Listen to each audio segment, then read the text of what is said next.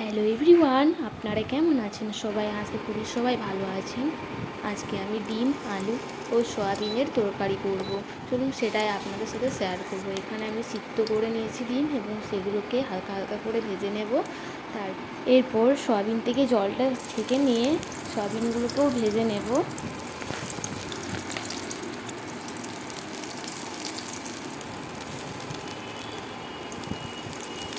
অল্প পরিমাণে একটু লবণ দিতে হবে, নাড়াচাড়া করে ভালোভাবে ভেজে নিতে হবে।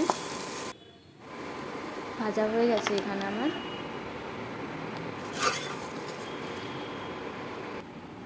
এরপর কড়াইয়ে তেল দিয়ে দেবো,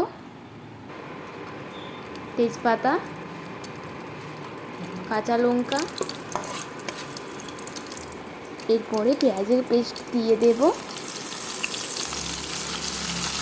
পেঁয়াজটাকে ভালোভাবে ভেজে নিতে হবে।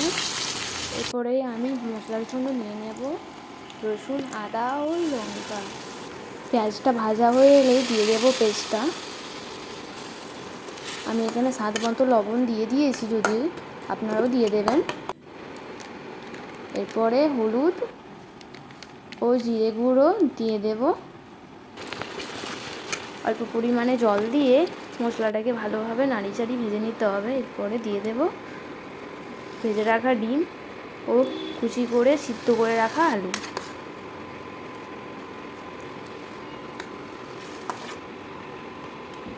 নাড়িয়ে চাড়িয়ে একটু ভেজে নিয়ে এরপরে জল দিয়ে দেব। গ্যাসটা শেষ হয়ে গেছে, ওই জন্য আমি ইন্ডাকশনে রান্না করছি। ধরুন এরপরে ভালো করে একটু ফুটিয়ে নিতে হবে। এরপরে ফুটে এলে দিয়ে দেব সয়াবিন।